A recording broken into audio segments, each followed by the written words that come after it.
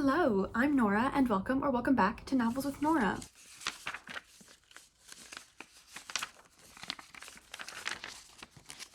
Cheerio also says welcome back.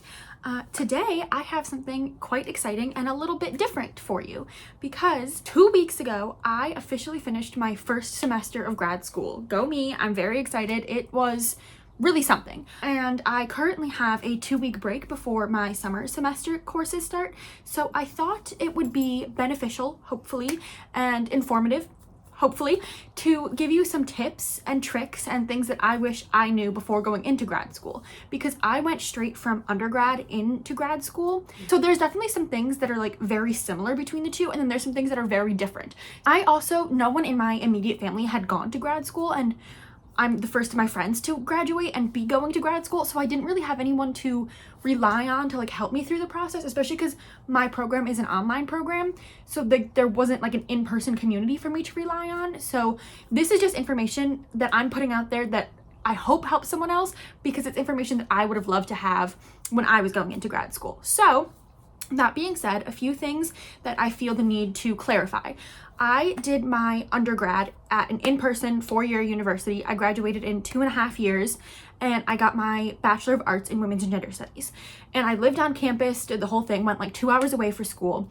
And so that was like a very, like the typical college experience. And then for graduate school, I do an online program for my Master's of Library and Information Science. So 2 very different programs in like every aspect. So a lot of these tips are like specific to online programs, but I think can be applied to in-person programs as well. And I think that most of them are just like general good tips and tricks and things I wish I knew before going into grad school, whether it was in person or online. Some of them, yes, lean more towards online because that's what my experience was, but I'm hoping that they'll still be helpful for someone, whether they're an in-person or online program. So I have 10 tips plus a few bonus things that I'll probably say here and there throughout this video. So let's just get started. The first tip I have is my most important tip, I think, and also something that I think is important through high school, like literally any academic career that you have. This is such an important thing, and it's you need to know how to skim academic texts. If you cannot do that, you will be suffering, okay? And I don't say that to scare you, but especially in grad school, like in undergrad, we did a decent amount of reading, but in grad school, I get like, for one class, 1 week, I had 13 articles to read just for the one class. You physically, and I physically, cannot read every single word in that article for every article. So knowing how to skim academic texts is genuinely one of the best skills that I was ever taught. And I was so lucky and privileged that I had such amazing teachers in high school and professors then in my undergrad that really gave us assignments to enforce the skill of how to skim. So in high school, my favorite history professor gave us like our textbook, and he was like, you have to do this assignment, but I don't want you reading the whole textbook, and I'll be able to tell if you're just like copying right from the text onto this assignment. I need you to skim and then be able to summarize. So skimming and summarizing are 2 of like the biggest tips that I can give you. Like you need to know how to do those 2 things. It will save you so much time. Now, you can probably get by without knowing how to do them, but it will save you so much time, so much energy, so much stress by being able to skim and summarize. And one of the best exercises, I guess, I can recommend for doing this is something that I had to do every single week in my undergrad. I had one professor who she would assign us our textbook, and every week we would have to read and then summarize a chapter of the textbook, and we would have to like submit our summarization. And the thing is, the chapters were sometimes pretty long, and that's like on top of like the other 3 or 4 classes that I was taking. So I had to be able to skim these chapters and then also be able to summarize them. So if that's a skill that you're wanting to like hone in yourself, get some, even if it's like a fiction novel, whatever it is. I probably wouldn't work well for fiction, but like get some type of nonfiction book, a textbook if you have one, and skim through the chapter, find the important bits, and then summarize that chapter. Because that, I'm telling you, will be so incredibly helpful for you to be able to pick out like the most important pieces of an academic text, to know what pieces are important that you need to read fully and which pieces you can skip over and skim through. That is genuinely the biggest tip I can give you, because it will save you so much time. And I wish that someone had told me this before I went to school, but luckily I already had those skills, so I just needed to know to implement them. So here I am telling you, learn how to skim and summarize academic text. You will be grateful for that skill when you need to put it to use. Next is another tip that I feel like you've probably heard before, and that is you need to know what resources your school has available to you, and then you need to take advantage of those resources. When I did my undergrad, we had like the Learning Enhancement Center where you could get like tutoring help. We had the Writing Center. Like every subject was represented in the Learning Enhancement Center, and you could go and get help. You just had to know that that resource was there to then go and seek the help. Now, for an online program, especially in grad school, because you're not an undergraduate, so you don't have like the orientation and like the first year experience classes, a lot of the resources, like they're there, you're just not told about them as much, and you're not like walked through them in the same way that you are as an undergrad. So being able to identify and seek out resources is incredibly important, because no one is like telling you, oh, here they are, go ahead and take them. You have to find them for yourself and then take them. Because especially being an undergrad, they know that everyone's coming in, like they're nervous, they're scared, they don't know what they're doing. Where in grad school, you don't really have that as much, because the expectation is that you've already done at least some years of undergrad, and so you have that under your belt. And so it's a lot more hands-off of an experience, because, and I say that, you do still have advisors that are there to help you. And that's another thing that we'll get to. But like, a lot of it is like, you are seen as like an older, like a truly an adult now, especially being out of undergrad. You have to seek things out for yourself and then take them. Resources aren't just like you're not going to be in a class where it's like, here's all the resources that are available to you, here's how you can access them. You have to know how to find them. So get really familiar with your school's website and learn how to navigate and find the things that you need. And if you need them, take them, use them. They're there for you. Do not be ashamed to use them, because genuinely they are going to be so helpful to you. Piggybacking off of that is use your school's library. Pretty much every academic institution that I know of at least has an academic library on campus full of librarians that are there specifically to help you. And a lot of times libraries, especially on campus, are just seen as places to like go and study, but they have so much more than that. Being a library and information science student, I'm very familiar with what the library has to offer, but I know a lot of people aren't. And let me tell you, the libraries are there for you. The librarians especially, like that is their job. That is what they live to do, is to be able to help students find resources. Your library has so many things other than just books. They have, most of the times, the like learning enhancement centers are in the library. Take advantage of that. The librarians are there to help you. Take advantage of that. Even if you're like writing like a simple paper but you need resources, go to the librarians. They would be more than willing to help you find really amazing articles. Libraries offer so many resources that so many people just like overlook. So do not be afraid to go into your library, go up to like whatever desk they have available and just say, what services and resources do you have for me? Because they would be more than happy to tell you what they have available and then help you access, again, those resources. So it's a lot of just like, don't be afraid to ask for help. The help is there. You just need to go out and get it, especially in your library, because I'm telling you, there are so many things there that you wouldn't know of if you don't go in and ask, especially because a lot of times academic library websites can be kind of tricky to navigate. So if you need help, go in, ask the librarian. They will love to help you. And I feel like this especially goes for, especially in grad school, you will need to write a lot of academic papers, especially like research papers. So you need to be able to find like academic articles, academic journals. You need to be able to find those things, which I feel like should be common sense, but finding them can be kind of difficult, especially if you don't know like what keywords to use, which search terms are going to get you the things you actually need, which databases you should be searching depending on what field you're in. The librarians are there to help you. And a lot of times they even have chat features on their website. So if you're not wanting to go in person, or you can't go in person, especially being an online student, use those chat features, because the librarians are more than willing to help you. And like, that's their job. They're there to do that for you. So take advantage of that. My next tip is something that is more for online students, but definitely can be applied to in-person students as well. And that is, do not be afraid to email your professors. They are there for you. And that's really the only form of communication you have with them, especially because, at least in my experience, in order to get to the office hours of the professor, you have to email them to schedule a time to then meet. So get really comfortable with your email and emailing your professors. So learn like professional email etiquette. Know how to be structuring your emails, because that is so incredibly important. Even if your professors don't do it back, it just makes you seem more professional to be emailing like that. So start with, hello, Professor such and such, or nice to meet you, here I am, this is me, and then end with a thank you for any help you can provide, your name. And just being able to send professional emails, incredibly important. But being comfortable sending emails to your professors is so important, because especially in an online program, you don't like have a class where you can just like go in and talk to the professor if you have a question. Even if it's like a super simple question, don't be afraid to email them. That is what they are there for. They are there to help you. Do not be afraid to email them. And this I'm saying to myself as well, because I had an issue with one of my professors this past semester where I was having some trouble with an assignment and I was like, I don't want to email him and bother him. You're not bothering him. That's his job. That's what you need to be doing. If you need help, you need to be taking it. You'll see a common theme of a lot of these tips is there is help out there. You just have to be brave enough to ask for it. And again, I'm talking to myself when I say this because it can be kind of intimidating to reach out to someone you've never met, you don't know, and just be like, hi, I need help. But that, again, that's what they're there for. Bonus tip. At the beginning of the semester, it does not hurt to reach out to your professors and just be like, hi, I'm Nora. I came from this school. This is what I'm doing here. I'm really looking forward to the semester. Here I am, you know, because usually like the first like syllabus week, as they call it, it doesn't really exist in an online program because there's no, again, in-person class. So just, you don't really get to know your professor that well, and there's no like introduction or anything. So just reaching out and like introducing yourself to your professors, just it makes it feel a little bit less daunting to then reach out to them later on to ask questions. It also kind of helps to build a sense of community because again, it can be very isolating to do online programming because it's just you, right? You don't have like going to class, you don't have the class environment. So being able to email your professors and just introduce yourself, it just kind of makes the world feel a little bit smaller and a little bit more manageable. So I would highly recommend reaching out to your professors at the beginning of the semester, just introducing yourself. It doesn't even need to be a big long paragraph, just like, hi, I'm such and such, here I am, this is what I'm doing here, can't wait for the semester.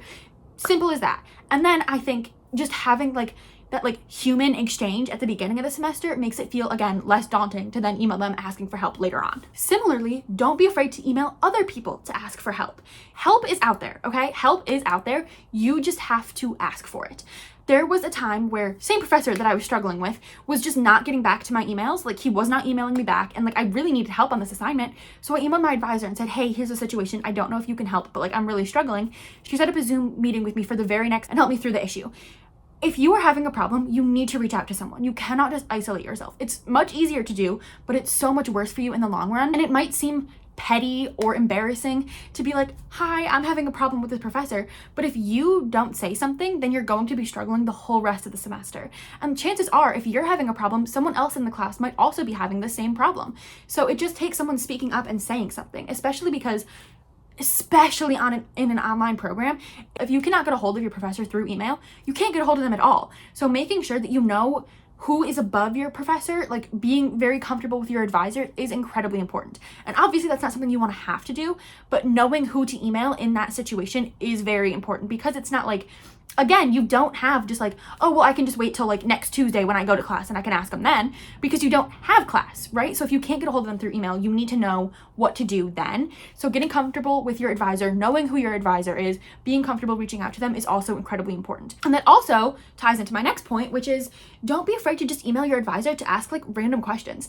Like if you are confused on something or if you have a question about like how your program works or like what your next steps are, go ahead and ask. It might take them a little while to get back to you if like it's a super busy time of the semester, but they will get back to you because again, they are there to help you. So do not be afraid to ask for help. These people are there to help you. Do not feel like a burden when you have to ask for help. That is something that I also struggle with is like, no, but like I'm an adult, I should be able to handle it on my own, but like sometimes you can't, and that's totally okay. Sometimes you just need to ask for help. And again, that's totally okay, and that's what they are there for. So do not be afraid to ask for help. Okay, these next few tips are a little bit switching it up from these past few, but my next tip is you have to put yourself out there, especially in an online program. It is so much harder to find opportunities because it's not like you're on campus walking around seeing flyers for different like clubs and organizations and different like speaking opportunities.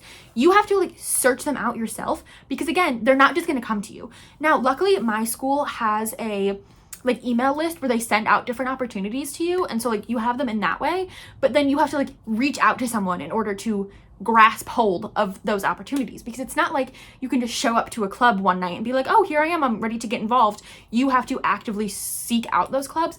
And while obviously this is very different in an online program because then you have to rely on like virtual meetings and things like that, I think the same can be said for in-person grad programs because there's not as much of a, I don't want to say there's not as much community, but there's not as many like first year events type things where like if when you're a freshman, they have like all these freshman events and like all these different things happening on campus, where as a grad student, I imagine it feels like you're a little bit removed from those things, especially like I feel that way even as an online student. I see what's going on campus for like, because my school has both in-person and online classes. My program is fully online, but there is a campus that I could go to. However, when I see events that are happening, they're always geared towards undergrads, and grad students are kind of like an afterthought. And like while there are like grad specific events, most events are for like marketed towards the undergrads. And so it feels a little daunting to be going to those events, especially because for me, I'm about the same age as a lot of undergrads because I did my undergrad so quickly, but a lot of grad students are like older adults, and so getting involved in like undergrad things feels just a little like there's a sense of like distance and removal from it. So being able to like put yourself out there and seek out opportunities, because the opportunities are there, you just again need to not be afraid to grab them and pull them towards you, because they're there. They really are. You just have to know who to email to find them, where to find them, how to get involved, and all of these things involve putting in a lot of extra time outside of just like your classwork.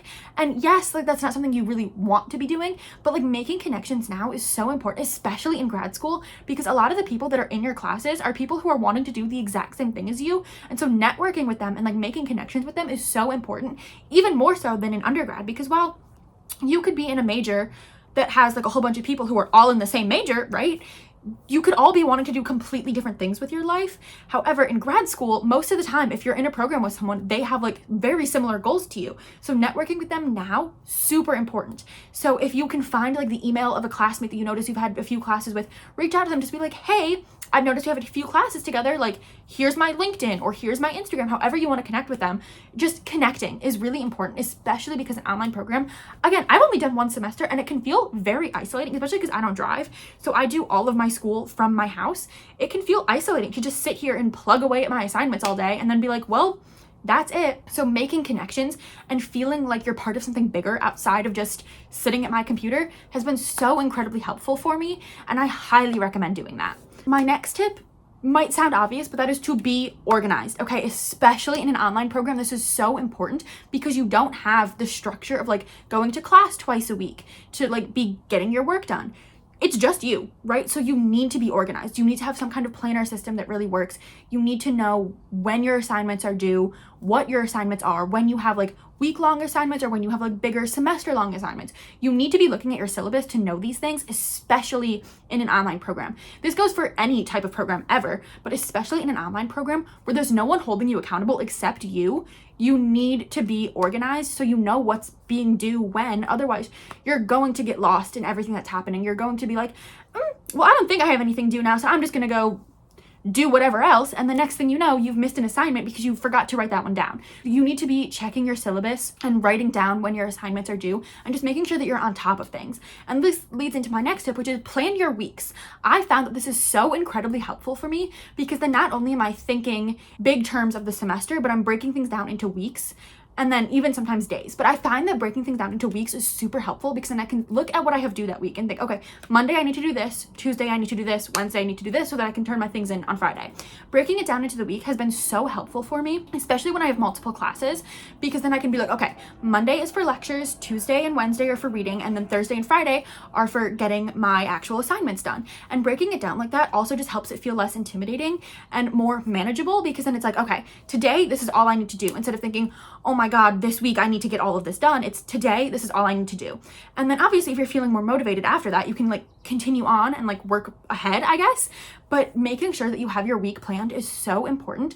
And the way I do this is I usually have like a to-do list where I write down like, these are the things I need to do this week. And then I have a separate like notebook where I write like Monday, Tuesday, Wednesday, and write in each day what I need to do that day. I really thrive off of a to-do list and getting to cross things off. But if that's not how you work, find the system that works for you. Really, you just need to find what works for you. And for me, that is a physical planner. This is like my holy grail during the semester, because I go through the syllabus at the beginning of the year and at the beginning of the semester, and I write down each week what assignments are due and color coded depending on the class. So then as the weeks go on, I can cross off my assignments. And then, like I said, I put a to-do list in there of what needs to be done that week outside of just the assignment. Like I break the assignment down into, okay, I need to watch my lectures, I need to do the readings, and then I need to actually start the discussion instead of just having discussion, because there's a lot of things that go into that discussion that when you just see discussion, you're like, oh, that's easy, I can get to that the day it's due, not realizing, oh, I have to watch the lectures, I have to do the readings, I have to like pick out quotes, breaking it down like that is so helpful. So to me, physical planner is what I need, but if that's not what works for you, find what works for you and stick to it. My final 2 tips are a little bit more holistic, but my next tip is comparison truly is the thief of joy, especially in grad school. I find that everyone is at like a very different point in their life, in their career, in their academic career even, because in undergrad, most of the times people are coming straight from high school and then going into college. Obviously, that's not the case for everyone, but it is the majority of people there. High school into undergrad, where in grad school that's not the case at all. Now me, I did go straight from undergrad into grad school, but a lot of people are like especially the people I've seen in my classes are like making career shifts, so they're in like their 40s or 50s, have already like done school and been out of school for a while, and now they have a career and they're changing career paths, or they have several master's degrees under their belts and they've decided this is where they want to go next, or they have several like undergrad programs that they've done and now this is what they're doing. And so it feels a little intimidating, especially for me coming straight from undergrad. I am, at least how I perceive myself, I'm one of the younger people in most of my classes. Now, I don't know if this is necessarily the case, but I feel like I typically just feel younger and out of place a lot of times. So just knowing that like comparison truly is the thief of all joys. You do not need to compare yourself to other students. This is probably easier in an online program because you're not like seeing people all the time, you're just reading their discussion boards. But even in an in-person program, just know that like everyone is truly on their own path, and those paths are leading them where they need to be. Your path is going to lead you where you need to be. You do not need to compare where you're at to where someone else is at, because you could still have like completely different goals. Even in my program, where we all technically want to be librarians, I want to be a teen librarian. Some people want to work in schools, some people want to work in museums, some people want to work in academic libraries. So I cannot compare myself to anyone because we're all on different paths. The paths that even just led us to being in grad school are so completely different. Everyone has a different background, everyone works in different ways, and everyone has different goals. So comparing yourself is just so detrimental to your mental health. And I know it's easier said than done, but please just remember that you are on your path and your path is your right path. So just keep that in mind, especially in grad school. It can be hard because like you're technically all working towards the same things, but like there's enough opportunities and there's enough space for everyone, and you do not need to be better than everyone else. You just need to do your best. My final tip is that you also need to make time for yourself outside of your academics. This is especially hard in online programs because there's no separation of like school and personal life, because it's not like, oh, I went to my classes today and I did my homework in those classes, so now I can like come home and relax. It's, especially for me, when I'm doing everything here in my room, it's hard to have an off switch because my computer's always there. So the assignments are always there. I can always be checking my email. I can always be checking to see if my grades have been updated, checking to see if people responded to my discussion boards. So you need to make that distinction. You need to have downtime for yourself. Otherwise, you're going to burn yourself out so fast. You need to make sure that you're taking time for yourself, engaging in your hobbies. You need to have hobbies outside of school. So for me, that's like reading and doing little crafts, because those like turn my brain off from school and make it so much easier for me then to get back into school, because I don't feel just exhausted from doing school all the time. So truly, please make time for yourself, engage in your hobbies, do things outside of school, especially if you're in an online program. Have like set hours in your head of when you're going to be working on school. For me, that's usually from like 9:30 to like 2:30. That's when I work on school, and anything outside of that is like my time, you know? And I'm also incredibly privileged in that I'm a full-time student. I don't have a job while I'm in grad school, so that I'm able to take more classes and I'm living at home. But especially if you also work while you do school, you need to have downtime for yourself. Otherwise, again, you will burn yourself out so quickly. So please take time for yourself. Make sure that you have some kind of self-care practice, even if that's just like scrolling on your phone once you submit your assignment. Please, you just need to have something that brings you joy that's not school. And those are all of my tips for people in grad school. These are things that I wish I knew before I went in. Things I wish, even if I like subconsciously knew them, I wish someone had just sat me down and been like, look, here's what you need to know, because I would have absolutely loved that. So I hope that this is helpful to someone. If you are in grad school and you have any tips for someone, I would love for you to leave them in the comments, because again, I've only done one semester, but that's everything I've learned in one semester. So clearly there is a lot to learn. And so if you are further in your program, or even if you're in the same spot as me, but you have other tips, I would love for them to be shared. So this can be kind of like a community space where we're all just sharing tips and encouraging each other through grad school. Because if you're in grad school, you got this. I am so proud of you. You're doing amazing, and we are all going to get our degrees. Yes, we are. So thank you so much for watching. Again, if you have any tips, I'd love for you to share them. Otherwise, I will see you in my next video. Bye.